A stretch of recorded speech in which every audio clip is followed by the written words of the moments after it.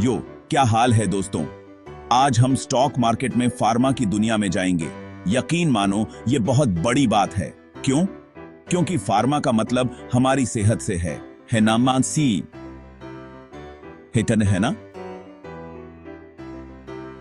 ये कंपनीज वो दवाइयां बनाती हैं जो हमें स्वस्थ रखती हैं और बीमार होने पर हमें ठीक करती हैं। हर किसी को कभी ना कभी दवाई की जरूरत पड़ती है। इसका मतलब है फार्मा प्रोडक्ट्स की डिमांड हमेशा बनी रहती है।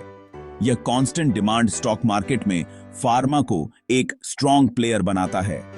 इकोनॉमी कैसी भी हो, लोगों को हमेशा दवाइयों की जरूरत पड़ेगी। यह फार्मा स्टॉक्स को बाकी सेक्टर्स के मुकाबले थोड़ा ज्यादा स्टेबल बनाता है। तो फार्मा सेक्टर आखिर है क्या? यह एक ऐसा क्षेत्र है जो हमारे जीवन में महत्वपूर्ण भूमिका निभाता है। आसान भाषा में कहें तो यह उन कंपनीज से मिलकर बना है जो दवाओं पर रिसर्च, डेवलप और इनोवेशन करती हैं।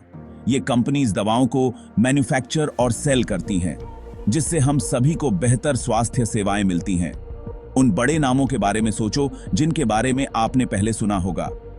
ये कंपनियां वैश्विक स्तर पर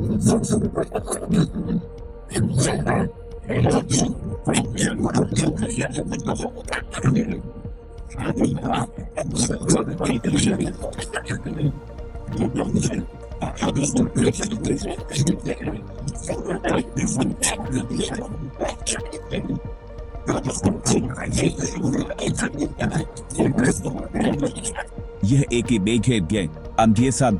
यह एक निवेश का अवसर हो सकता है, लेकिन यहां एक पेच है। फार्मा एक कॉम्प्लेक्स चीज है। इसमें बहुत सारी चुनौतियां और अवसर होते हैं। नई दवा को मार्केट में लाने में सालों लग जाते हैं और बहुत पैसा खर्च होता है।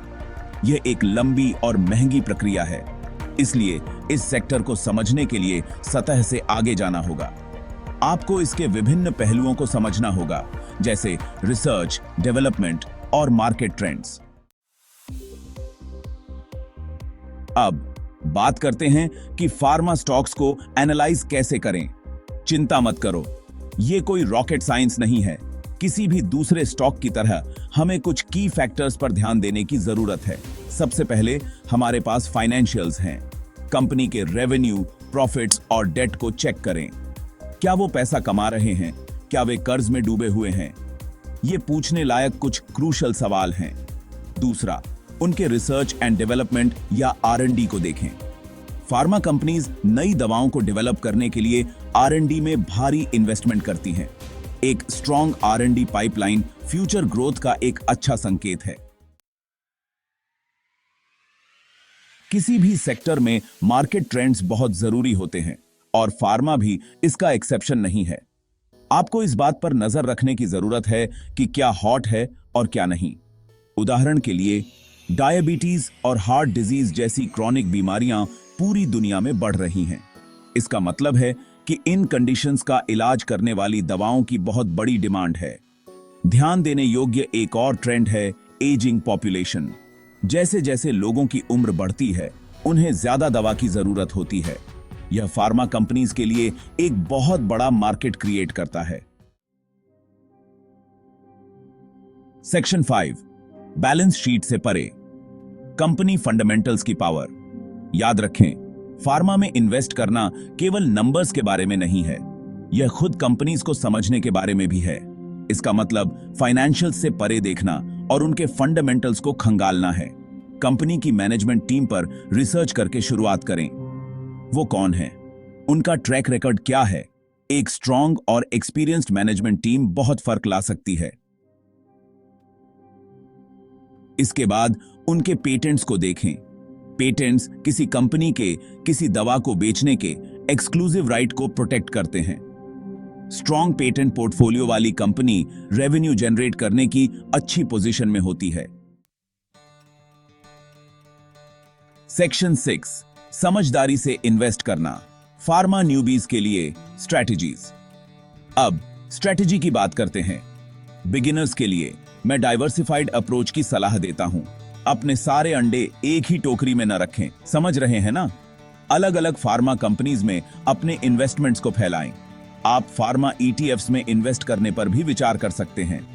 ईटीएफ्स स्टॉक्स के बास्केट्स की तरह होते हैं जो किसी पर्टिकुलर इंडेक्स या सेक्टर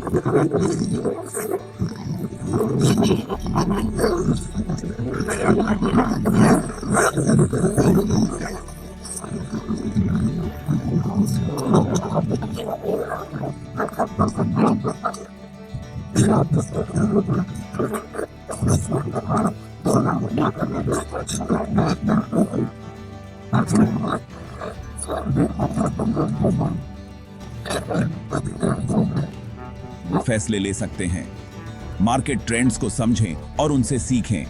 फाइनेंशियल टूल्स और सॉफ्टवेयर का उपयोग करें ताकि आप अपने इन्वेस्टमेंट्स को बेहतर तरीके से मैनेज कर सकें। रिस्क मैनेजमेंट भी बहुत महत्वपूर्ण है। अपने इन्वेस्टमेंट्स को सुरक्षित रखने के लिए सही कदम उठाएं, सही स्ट्रैटेजीज अपनाएं और अपने फाइनेंशियल गोल्स को हासिल करें। याद रखें, समझदारी से इन्वेस्ट करें और धैर्य रखें। यही है फार्मा न्यूबीज के लिए स्ट्रैटेजीज की कुंजी। Section 7, risk and reward. Pharma investment landscape को नेविगेट करना। किसी भी इन्वेस्टमेंट की तरह फार्मा के साथ भी रिस्क्स जुड़े होते हैं। क्लिनिकल ट्रायल्स फेल हो सकते हैं, गवर्नमेंट रेगुलेशंस बदल सकते हैं, कंपटीशन बहुत ज्यादा है। इन्वेस्ट करने से पहले इन रिस्क्स को समझना बहुत जरूरी है। रिस्क के डर से खुद को पैरालाइज न होने दें, लेकिन लापरवाह भी न बने। याद रखें, ज्यादा पोटेंशियल रिटर्न्स आमतौर पर ज्यादा रिस्क्स के साथ आते हैं। यह सब आपके रिस्क टॉलरेंस के लिए सही बैलेंस खोजने के बारे में है। सेक्शन 8, हीलिंग का फ्यूचर। फार्मा में इमर्जिंग ट्रेंड्स। फार्मा की दुनिया लगातार विकसित हो रही है। नई टेक्नोलॉजीज और इनोवेशंस खेल को बदल रहे हैं। इन ट्रेंड्स पर नजर रखें क्योंकि ये रोमांचक इन्वेस्टमेंट अपॉर्चुनिटीज क्रिएट कर सकते हैं। एक मेजर ट्रेंड है पर्सनलाइज्ड मेडिसिन, जहां ट्रीटमेंट को व्यक्ति के जेनेटिक मेकअप के हिसाब से तैयार किया जाता है। यह हेल्थ केयर में क्रांति ला रहा है और फार्मा कंपनीज के लिए नए मार्केट्स क्रिएट कर रहा है। एक और ट्रेंड है डिजिटल हेल्थ, जो हेल्थ केयर डिलीवरी को बेहतर बनाने के लिए टेक्नोलॉजी का यूज करता है। टेलीमेडिसिन, वेरेबल हेल्थ ट्रैकर्स और एआई पावर डायग्नोस्टिक्स के बारे में सोचें। ये दातासन है। सेक्शन 10, पोटेंशियल को अनलॉक करना। फार्मा इन्वेस्टिंग के लिए आपका जर्नी। तो लीजिए दोस्तों, स्टॉक मार्केट में फार्मा सेक्टर पर यह एक क्रैश कोर्स है। इन्वेस्टर्स के लिए यह एक आकर्षक और संभावित रूप से आकर्षक क्षेत्र है। याद रखें, नॉलेज ही पावर है। आप फार्मा इंडस्ट्री के बारे में जितना ज्यादा सीखेंगे, आप इन्फॉर्म्ड इन्वेस्टमेंट डिसीजंस लेने के लिए उतने ही बेहतर होंगे। इसमें उतरने, एक्सप्लोर करने और फार्मा इन्वेस्टिंग की रोमांचक दुनिया की खोज करने से न डरें।